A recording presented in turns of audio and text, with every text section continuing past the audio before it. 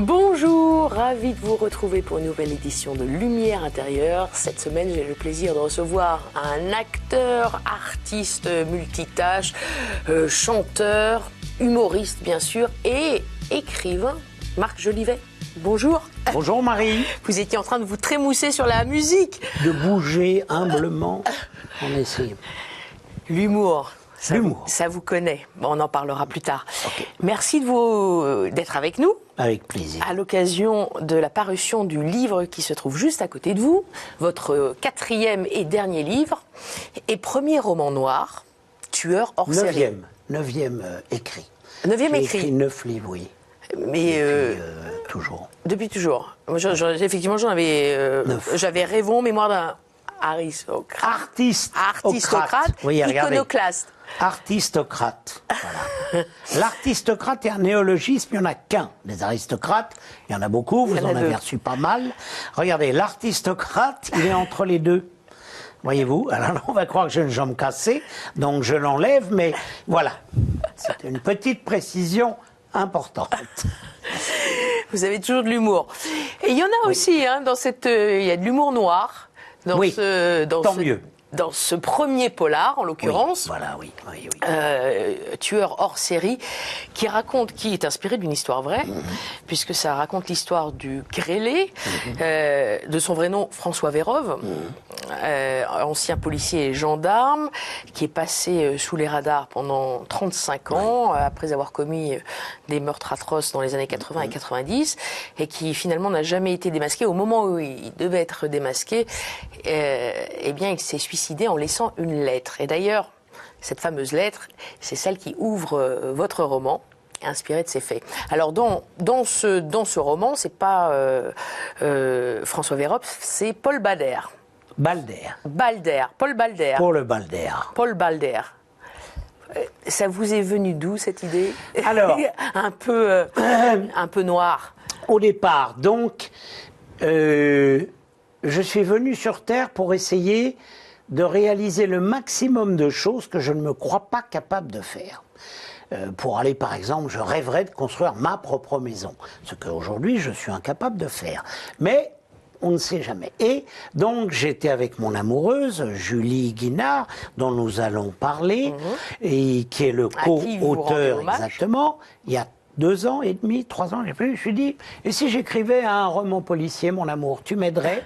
Elle réfléchit 3-4 secondes. Oui. Pourquoi pas? Oui ou pour oui. Il y a moui. Bon, voilà. Oui, il y a moui. Donc, c'est parti comme ça. Et alors après, je dis, bon, je vais écrire un polar. Et je regarde beaucoup la télé, je lis. Et au bout de 6 mois, 8 mois, je lui dis, écoute, j'essaye, je note par moment. Tout a été fait. Dans les polars, des séries, il y en a partout, des émissions. Voilà, c'est non. Les frères Cohen, que j'adore, font ça merveilleusement bien. Non, je crois que je vais écrire, je me dis, un pamphlet sur les gens qui se croient de gauche et qui ne le sont pas. Exemple la NUPES, bien entendu, tous ces gens écolos, fachos, etc. Bon, et là-dessus, on est, alors j'ai pas la date exacte, septembre, il y a 1 an et demi, 9h du matin, le Paul Vérove, on a découvert, l'ADN arrivait. François Vérove, pardon. Oui, entre Paul Balder et François Vérove, alias. Voilà. Le s'est suicidé grâce à l'ADN.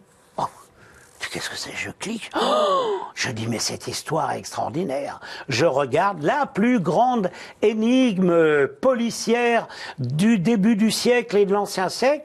Et là, je vais sur le balcon, merci, je remercie Dieu en lui disant merci, car je dis, c'est l'histoire, j'ai une histoire formidable. Jean Gabin, Clint Eastwood, tout le monde le dit. Quelle est la recette d'une réussite cinématographique? Il faut 3 choses. Une bonne histoire. Deuxièmement, une très très bonne histoire. Et troisièmement, une très bonne histoire. C'est ce que je crois avoir. Et là-dessus, le pépère, il commence, pot. Aidé de Julie. Waouh. Oui, tout de suite. Mais j'ai quand même un peu peur. Je délire beaucoup. Je me dis, est-ce que je vais pas trop loin, les victimes là. J'appelle Simon Michael. Simon Michael est un ancien commissaire de police, devenu scénariste, qui a écrit, pour vous le situer, Les Ripoux, avec Claude Zidi, et Ma petite entreprise avec mon frère Pierre. Donc, deux grands films, vous voyez là. Et je lui dis, Simon, est-ce que ça t'ennuie si je t'envoie les premières pages? Non, non, Marc, vas-y, vas-y. Je lui envoie. Et dans l'heure, il m'a oh, mais c'est formidable. Je dis, mais t'es sûr? Ah oui. Ah, il dit là, alors c'est gonflé. Pas continue. Et donc, Simon, tout au long de l'écriture, a été disponible. Je tiens à le dire parce que il a été oublié dans cette version. Il n'y a pas la préface qu'il m'a offert et qui m'a aidé à travailler, à aller au bout. Il m'a donné le courage et surtout, quand il y avait des petites erreurs, il me corrigeait. Voilà, je voulais rendre hommage à Simon. Et à, bien sûr, Julie. Et à Julie, votre compagne. À Julie, ma compagne.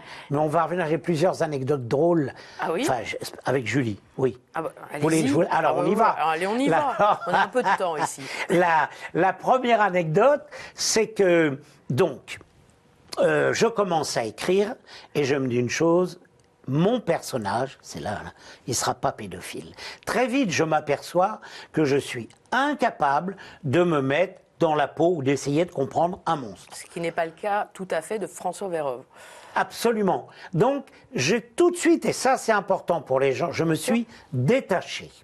Il y a le François Vérove, moi mon personnage, je l'ai inventé. Je lui ai donné ce que je ne sais pas. Je ne me suis pas intéressé à François Vérove.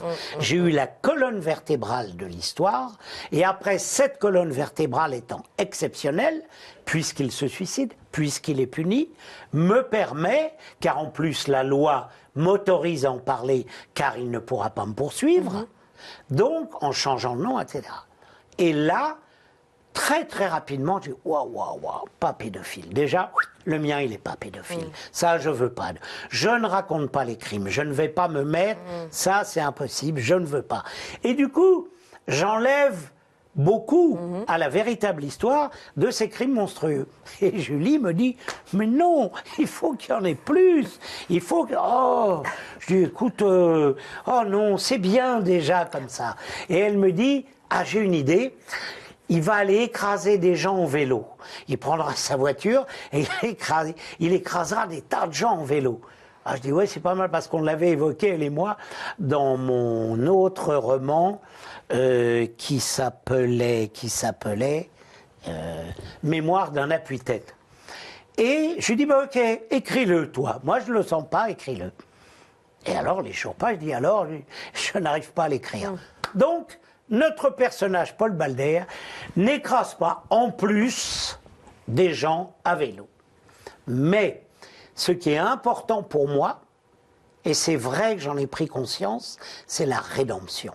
Mon personnage, qui est un monstre, passe par l'analyse, par une période, l'amour, il rencontre cette femme, il se dit, mais j'ai été un monstre, et il travaille, il fait l'analyse, et du coup, il dit, je veux me faire pardonner. Et il va essayer de faire le bien.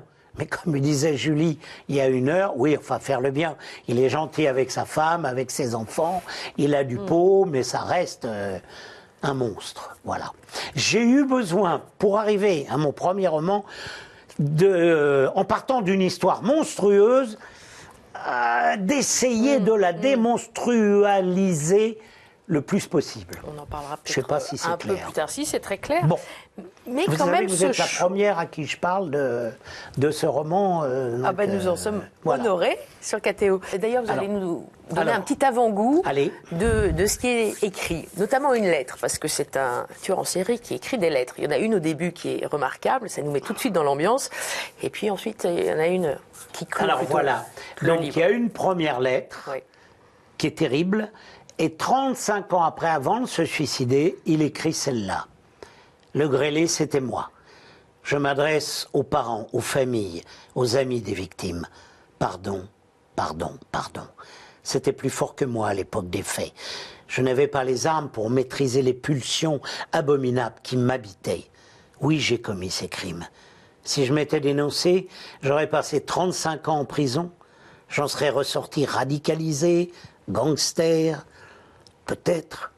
J'aurais coûté par jour 100 € à la France sur 35 ans, 1 277 500 €. Quelle économie j'ai fait faire à la société. J'ai 60 ans. Si on m'arrêtait aujourd'hui, je pourrais vivre encore une trentaine d'années, jusqu'à 90 ans. Cela représenterait au moins de quoi financer 1 ou 2 prisons modèles. Je suis la preuve que l'on peut, par la force de la volonté et avec un peu de chance, se transformer, changer, canaliser ses pulsions et même les oublier. Moi, je me pardonne, car je crois que Dieu aussi va me pardonner. Ah, vous pourrez me coller sur le dos les affaires les plus ignobles jamais élucidées, je m'en fous. D'après la loi, on ne poursuit pas les morts. Les morts, je meurs donc innocent à jamais. Ironique? Non. Je suis pour la peine capitale, je suis cohérent, je me l'applique. Adieu. C'est magnifique. Ça me donne envie de me relire. Alors, je vais vous le dire à vous, vous êtes les premiers, il y a une suite. Je travaille sur la suite. Et ça, c'est... Je vous le dis? Oui. Tueuse hors série. Ah. Il n'y a pas que les hommes qui sont des monstres. Tueuse hors série.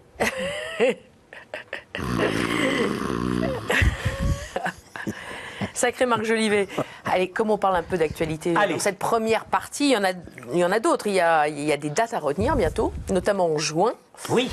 En juin, vous reprenez votre spectacle Que la fête recommence. Oui. On regarde ce qui s'est déjà passé. Ah, mais oui, très bien. Regardons. Allez, regardons. C'est toujours la fête. Vous êtes viré. Pas toi. Toi, je te garde. Toi, ça va. C'est la faute du petit, là. C'est que moi, je suis vacciné. Je suis vacciné 7 fois. Ah bah alors, ça ne le fait pas à tout le monde, mais moi, j'aime ça, les vaccins. Je suis vaccinolique. Il y a les alcooliques, moi, c'est les vaccins. Voilà. Et là, je vais vous dire après la présentation, j'irai sur le port. Hein. T'as du Pfizer? Tu me files du Pfizer? T'en as du Pfizer? Je suis pas allé jusque dans les quartiers nord de Marseille, hein.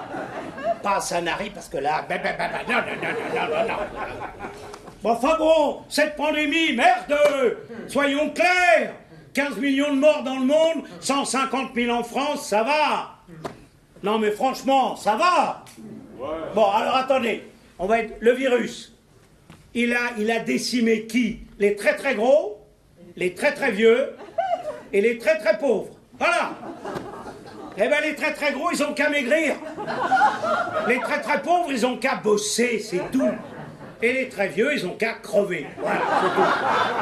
C'est dans l'ordre des choses. C'est un virus écolo. Voilà, mais oui. London, le meilleur public du monde. Vous allez enfin découvrir le vrai visage de la Covid-19. Ah! Je suis la Covid-19! Ha ha! Je vais t'attaquer! Vous êtes tous vaccinés, c'est ça, hein? Ça vous fait pas peur. Alors, j'ai plus fort, regardez, je vous avais prévu. Ça, c'était Covid-19. Et ça, Covid long. Donc Que la fête recommence. Il est drôle. À Marseille. À Marseille pour le 17 juin, mon anniversaire. Votre anniversaire. Mais 73 ans, ça va être exceptionnel. On va danser. Pareil que je chantais je vais rechanter. Qu'est-ce que je chante là? Je chante. Ah ben oui, le fils d'Hitler. Chibidi papa n'a pas connu sa mère. Chibidi papa mais ressemblait. Il y aura mes amis Peter Ballester, Violaine Brébion. Et on va danser, faire la fête. Avec des gilets pare-balles parce qu'on est à Marseille. Vaut mieux se méfier. Et votre frère? Mon frère, non, il ne sera pas là. Il y aura mes amis. Peut-être que mon frère Jean sera là. J'ai 2 frères, Jean et Pierre. Peut-être que Jean, comme il habite l'Acadière d'Azur, sera là. On en parlera. En juin aussi, vous allez faire quelque chose pour l'Ukraine. Alors. J'ai entendu dire. Alors. Je me lève parfois le matin et je dis à mon amoureuse, regarde, j'ai une belle vie, voilà, autant que je me bouge. Poutine est aux portes de l'Europe. vas-y mon garçon, va en Ukraine, va les défendre, va sacrifier ta vie s'il le faut. C'est comme ça qu'on a gagné contre Hitler. Et là, mon amoureuse, d'abord, elle dit qu'elle serait triste si je ne revenais pas. Et après, elle me dit justement, mais tu es sûr que tu es utile là-bas avec ton arthrose pour tenir un fusil, tout ça. Et j'ajoute, en plus, je suis un peu lâche, j'aime beaucoup cette vie que je vis ici d'amour avec toi. Et justement, elle me dit, tu sais faire d'où? Peut-être monter un spectacle. Et donc, j'ai appelé Frédéric Jérôme, Casino de Paris. Je lui ai dit, Fred, des artistes avec les Ukrainiens. Montrons à Pout-Pout qu'on va être des centaines, que la social-démocratie ne se laissera pas faire. Et donc, il me dit, c'est quoi ton slogan? Je lui dis que les artistes qui considèrent qu'ils n'auront pas d'ennui avec Vladimir Poutine ne nous rejoignent pas. Il rit, il me dit, ok, t'as la date, 18 juin, fête des pères. Voilà. Donc, et donc, c'est lancé. 17-18 juin. Voilà. On attend ça avec impatience. Vous savez qu'ici, il y a 2 parties. Là, c'était la première, avec un peu Hein promotionnelle. Oh. Et la deuxième, c'est la partie où je m'en vais. Je m'éclate, Marie, comme je dis pour les habitués. Ne me laisse pas, Marie. Ne me laisse pas, Marie. J'avais bien dit chanteur au début, hein. Gueulard, moi je dis gueulard. Ne m'abandonne pas, Marie. Et si. Bon. Donc je pars, je vous propose 4 mots. D'accord. Et à vous de nous les chanter. Ok. De nous les éclairer. Allez. À tout de suite, Marc. Ok.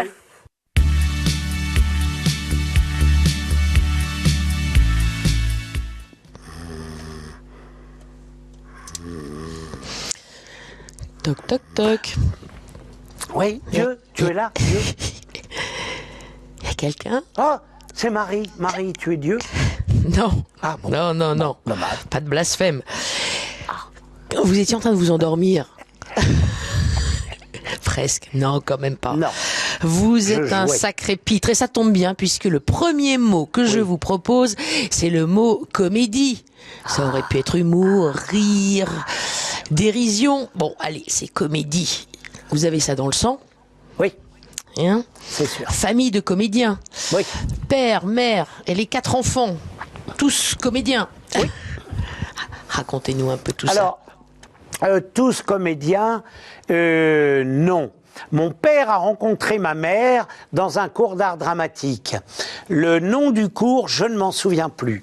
Mais nous sommes donc en 1948. Mon père sort avec Jeanne Moreau et maman arrive. Elle tombe amoureuse de mon père, qui déclame très bien, qui a une forte personnalité. Jeanne Moreau rêve de faire du cinéma et mon père écrit des pièces de théâtre.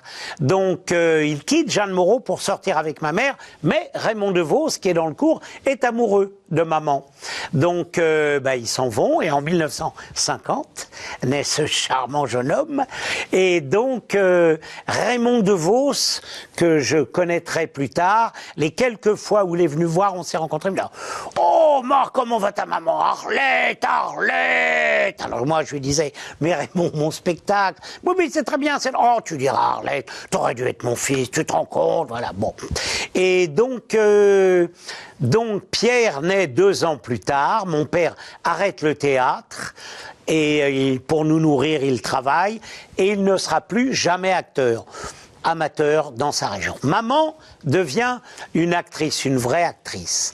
Pierre et moi, nous faisons les acteurs par mimétisme, mais nous n'aimons pas ça. Mon frère a joué quelques fois, moi aussi, nous ne sommes pas des acteurs. Et ma sœur, ma demi-sœur, donc elle est aussi maintenant, elle est guide de haute montagne.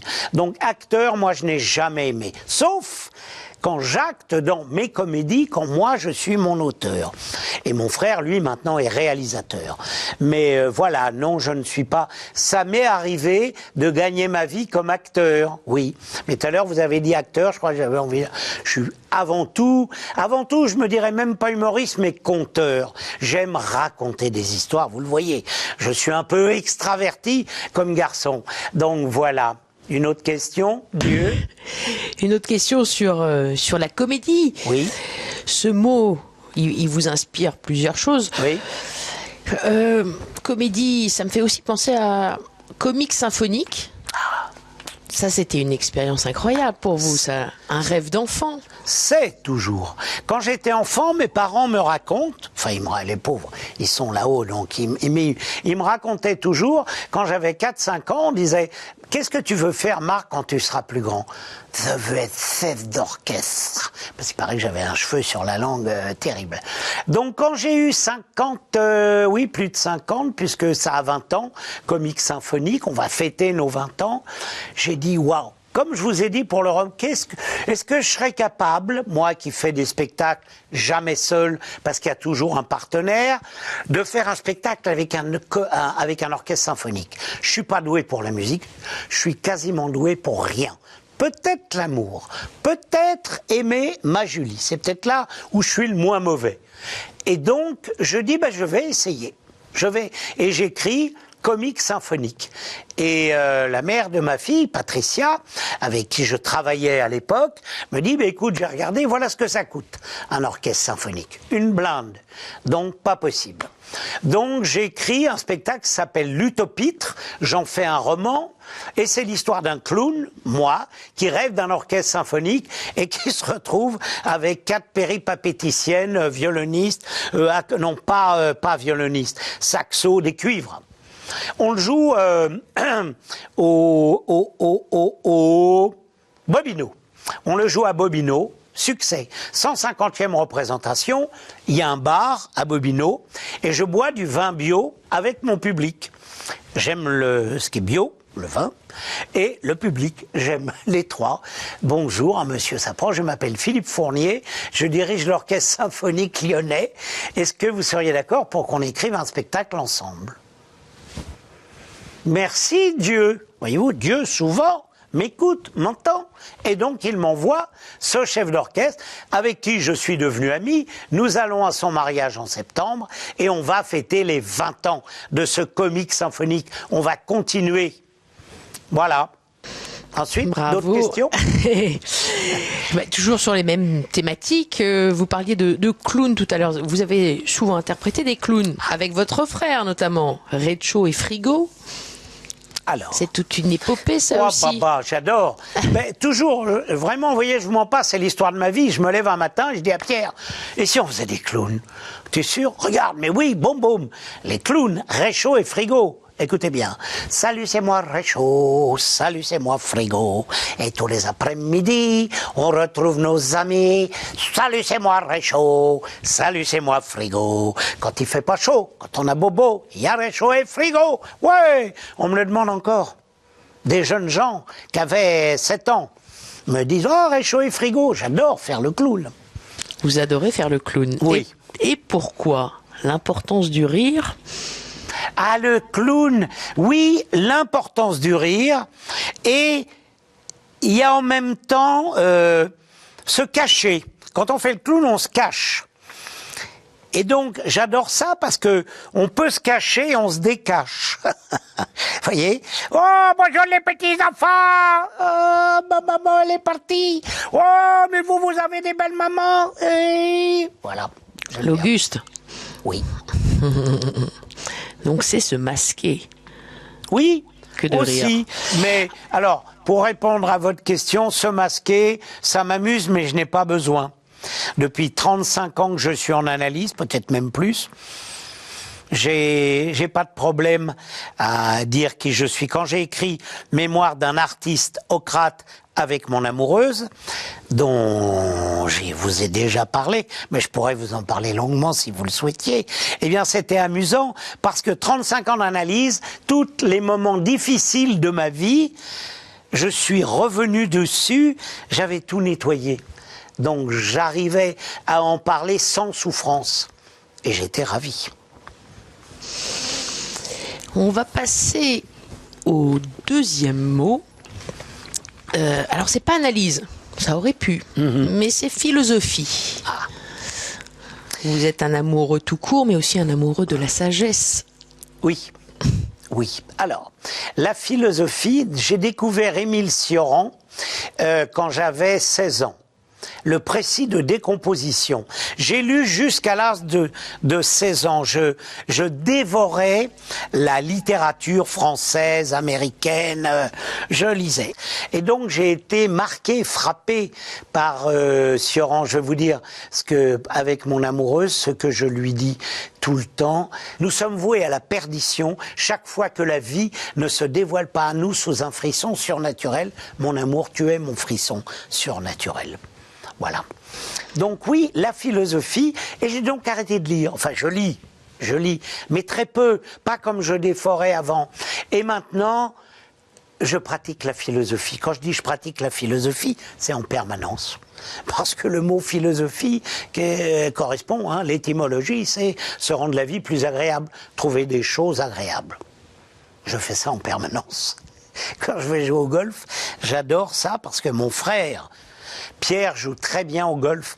Et comme je suis un compétiteur, j'essaye de jouer aussi bien que lui. Je n'y arrive pas du tout. J'ai pas du tout sa passion. Mais je me promène tout seul. Je découvre ça en ce moment. Et je peux rester des heures à apprécier. Alors, avec le petit chariot, voyez-vous, qui avance devant, chariot électrique, pour pas que je me blesse. Mais c'est vrai que je découvre ça et ça me donne bon teint. Je trouve que c'est bonne mine. Voyez-vous, j'ai regardé par rapport à il y a 11 ans, sympathique, mais un peu blanc. Le garçon était un peu blanc. Il pratiquait pas assez la philo. Un peu, bon, je suis pas mince non plus, mais j'ai l'impression que j'étais en plus. Oui, j'essaye de rester pas trop vilain pour mon amoureuse. C'est bien. Ouais. Vous parliez de marche. Vous n'étiez pas tellement un marcheur. Pourtant, les péripatéticiens d'Aristote étaient des marcheurs. Ben oui. Mais non, alors, je vous le dis, je veux bien marcher, mais il faut qu'il y ait une petite balle, il faut qu'il y ait quelque chose. Mais marcher, c'est Alain Souchon qui me raconte ça, qui dit, il marche beaucoup, Alain, il marche tout le temps, et non, voilà. Il faut un but. Oui, un but et un but... Le golf, c'est vrai, je découvre, là, seul le golf, pour marcher et en même temps faire quelque chose dans un cadre agréable. Le golf et ses greens. Vous êtes connu pour être un écologiste convaincu. C'est une forme de philosophie, ça aussi? Non, pas du tout. Non, pas du tout. Je peux pas. Aujourd'hui, on peut pas se dire écolo quand on voit les verts. C'est pathétique, dramatique. Pas tous. Je fais l'énonce. Bien sûr qu'il y a des gens bien. Bien sûr.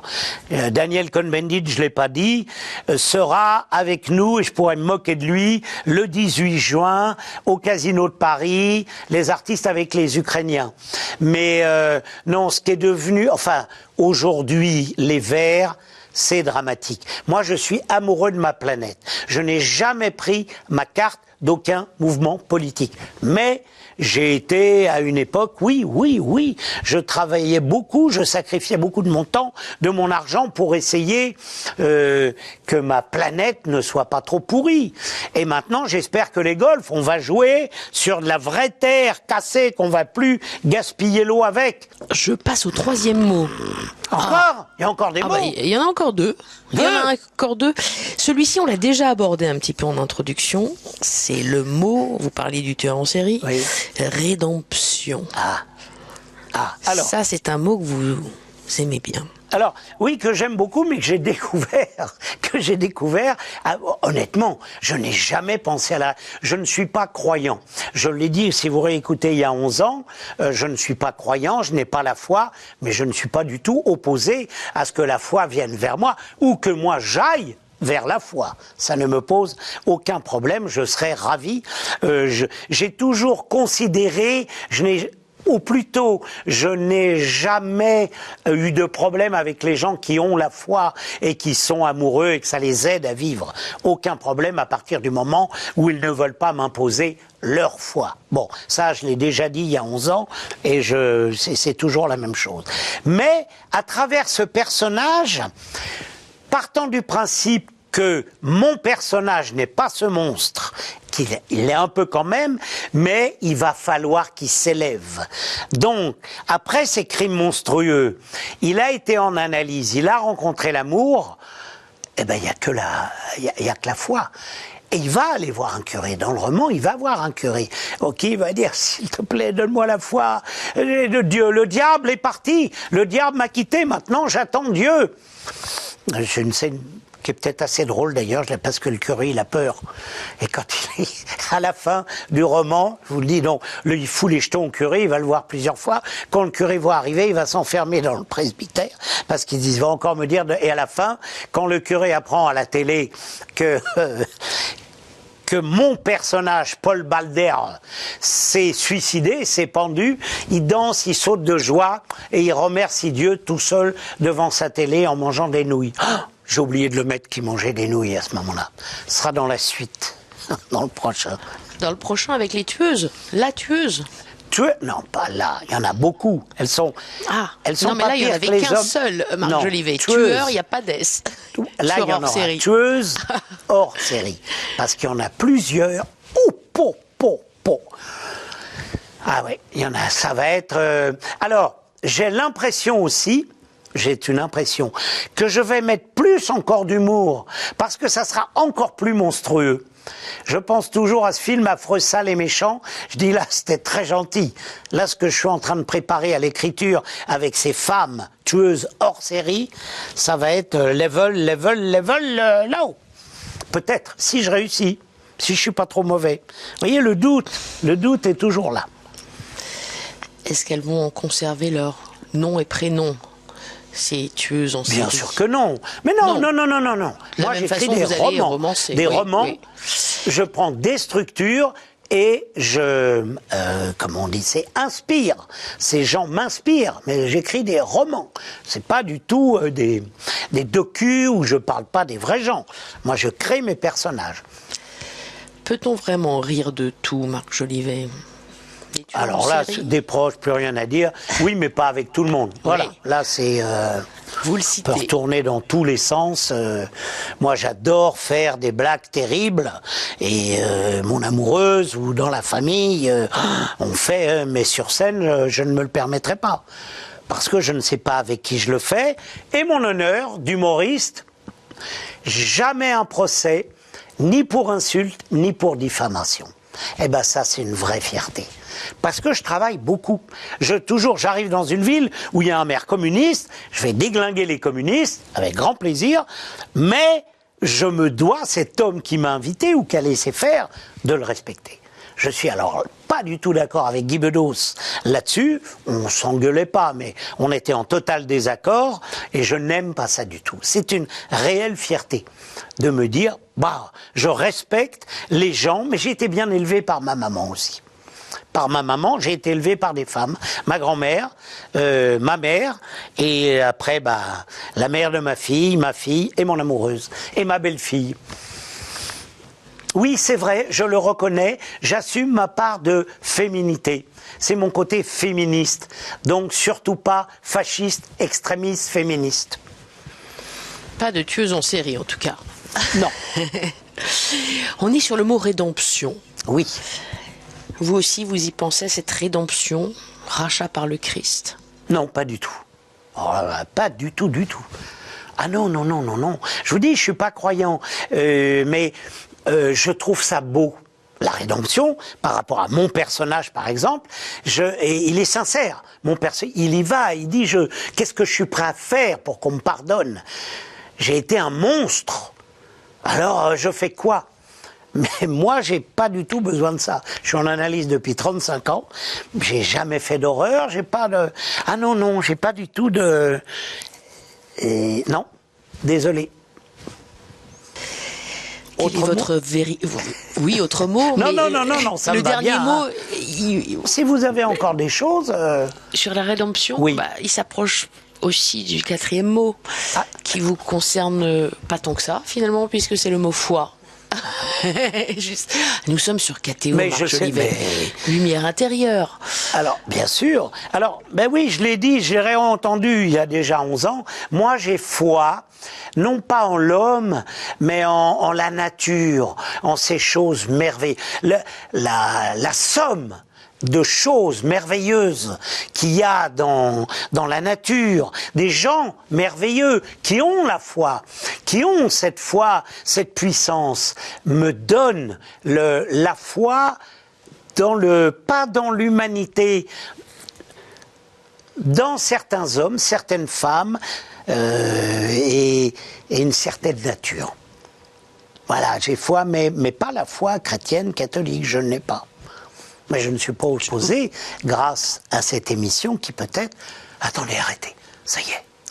Oh, et là, je m'envole. Oui, là, ça serait épatant, ça. Bah non. Vous voyez, là, d'un seul coup, je monte. C'est pas très drôle, hein, ce que je dis. Faut pas. C'est un peu du blasphème, mais c'est léger comme blasphème. Peut-être qu'aujourd'hui, on n'a plus le droit de blasphémer non plus, parce que ça change beaucoup, hein.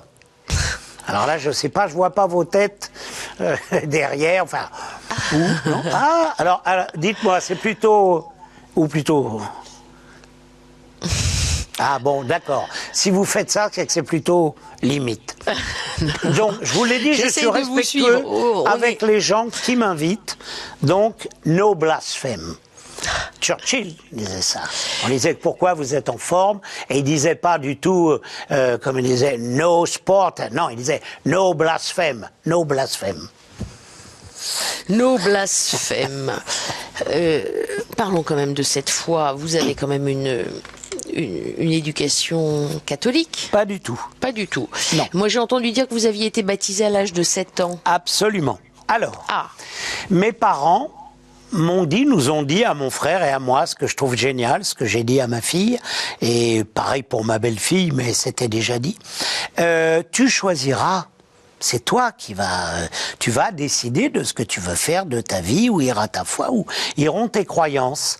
Et comme, ben oui, on était entouré en 1957 dans mon école de garçons, de filles qui allaient à la première communion et on leur offrait des montres, on leur offrait des cadeaux. Et j'ai trouvé ça très sympa. Je dis bah oui, je veux bien me faire baptiser. Donc je suis allé, c'était à la Bastille.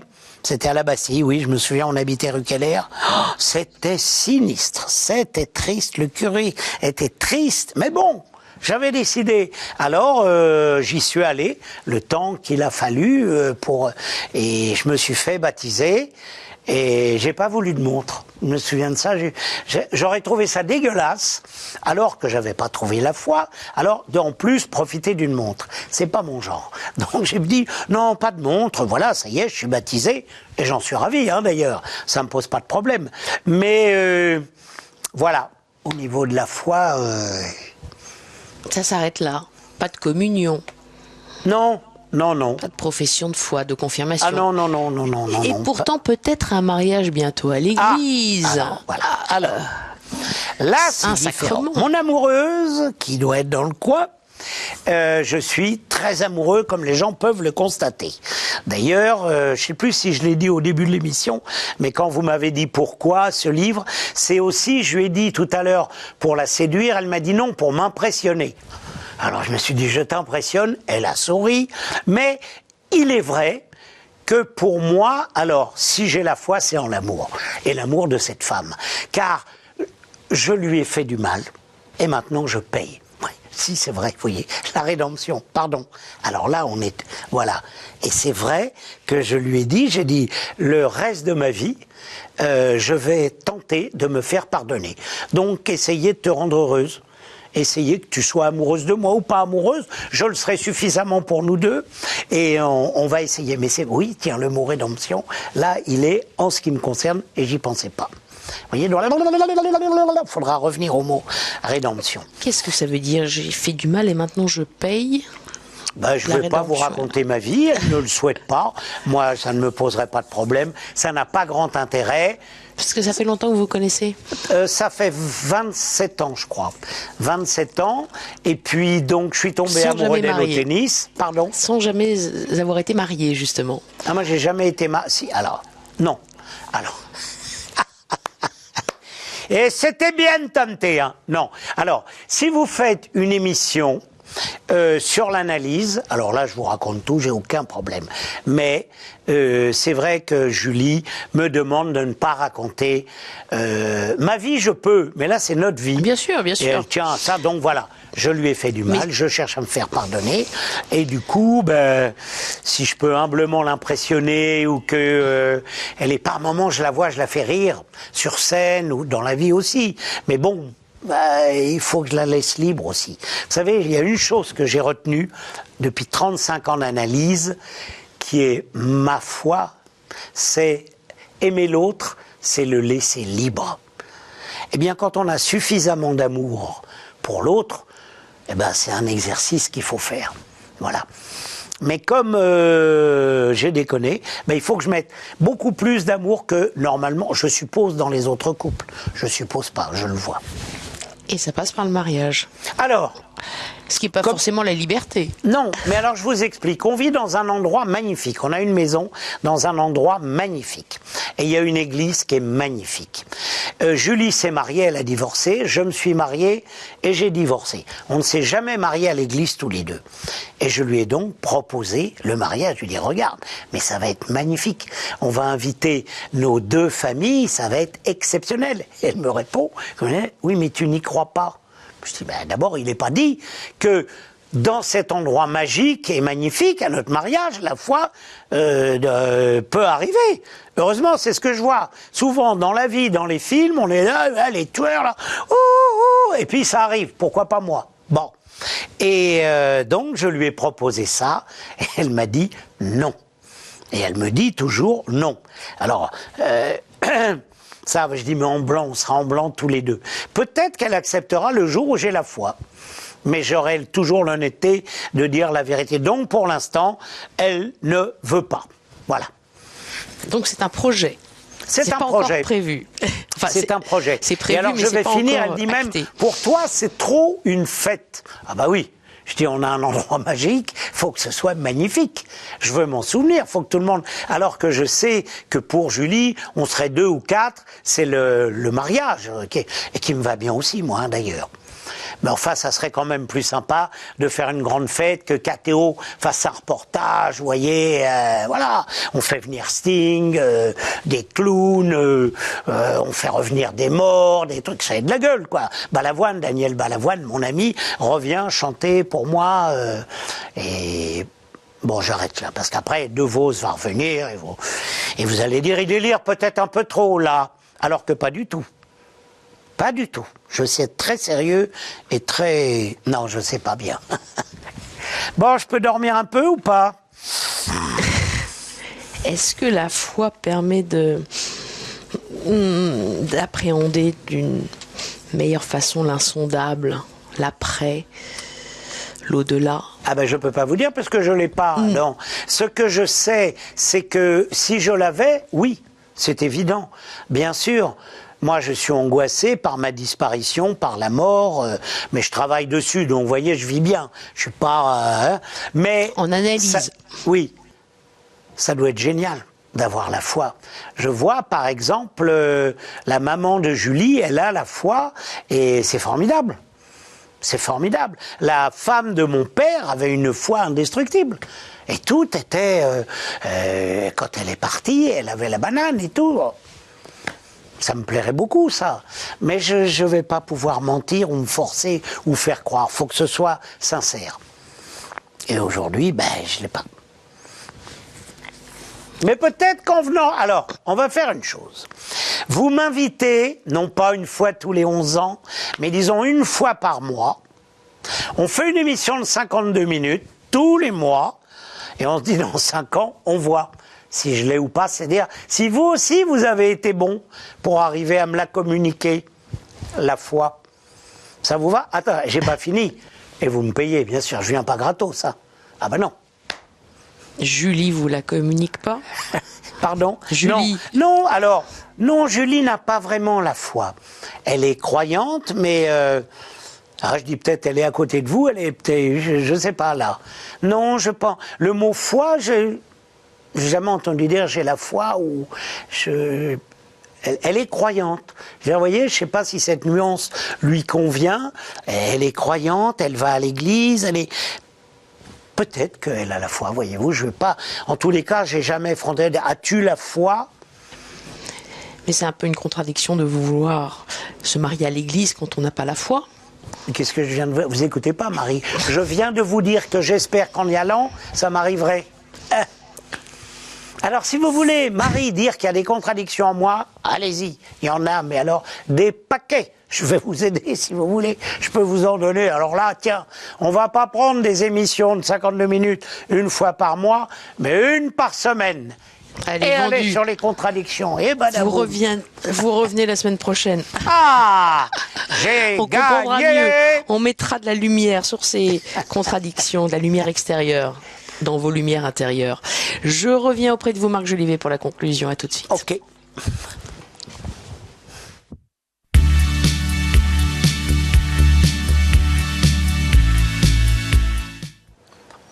Ça va, Marc? Très bien. Depuis tout à l'heure. Ah, mais moi, je vais très bien. Oui, je vais très bien. Juste, je repense à une chose. Dites-moi. Papa avait écrit avec René Barjavel, « Si j'étais Dieu ». Mon père était comme moi à ce niveau-là. Je me souviens, il dit j'espère que je l'aurai, mais bon. Et alors, il avait René Barjavel m'avait dit beaucoup de bien de mon père. Et j'ai gardé, je l'ai mis dans mes mémoires, ce que René Barjavel disait de mon père, qui était un homme très dur, pas agréable. Mais heureusement, il y avait ça aussi, un talent et son « Si j'étais Dieu » était superbe. Pourquoi vous pensez à ça? Parce que Dieu, là, vous, et d'un seul coup, papa, boum, papa, si j'étais Dieu, le dernier mot était il faut lui rendre hommage aussi. Il y a un mot qui vous a particulièrement touché parmi les 4 proposés? Comédie, philosophie, rédemption. Rédemption, les 4 sont bien. Les 4 me plaisent. Les 3 premiers surtout parce qu'ils me correspondent. Mais le 4e, alors ça m'a permis de chercher, j'ai l'impression... C'est votre cheminement. Voilà. Vous attendez d'aller dans l'église. Oui. Pour avoir cette révélation. Ah, j'adorerais. Et je crois que l'amour est capable de ça, puisque Dieu est amour, donc pourquoi pas. Voilà. Vous allez souvent dans des églises? Non, j'y vais avec Julie, une très belle église. J'adore ça. Julie y va régulièrement pour poser des cierges pour le père d'Eugénie, le papa d'Eugénie, ma belle-fille, et pour elle. Mais autrement, non. Enfin, c'est un lieu magique, j'adore.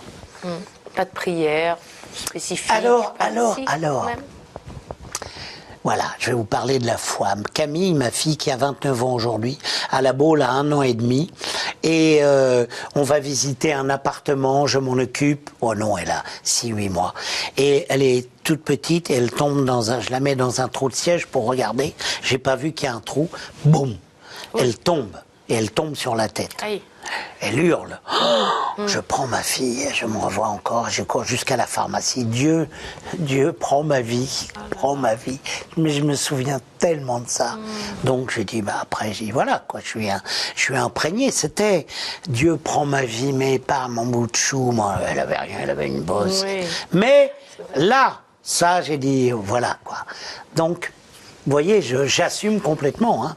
Je n'ai aucun problème. C'est donc ancré en moi, mais je ne peux pas parler de foi. Mais de Dieu, vous pouvez parler. Oui. Et vous en parlez même par la voix de ce tueur en série, hors série. Tueur hors série, oui. Que je vous conseille vivement de lire, qui vient de paraître aux éditions Plomb, premier polar de Marc Jolivet, avec une suite à venir. Il vient de nous en parler, avec des tueuses hors série. Oh là là là là. Tout un programme. Merci beaucoup. Mais merci, Marc Jolivet. Merci Marie. Merci à vous. Derrière vos écrans, comme d'habitude, vous savez que vous pouvez revoir l'émission. Ça s'appelle le replay sur ktotv.com. On se retrouve la semaine prochaine.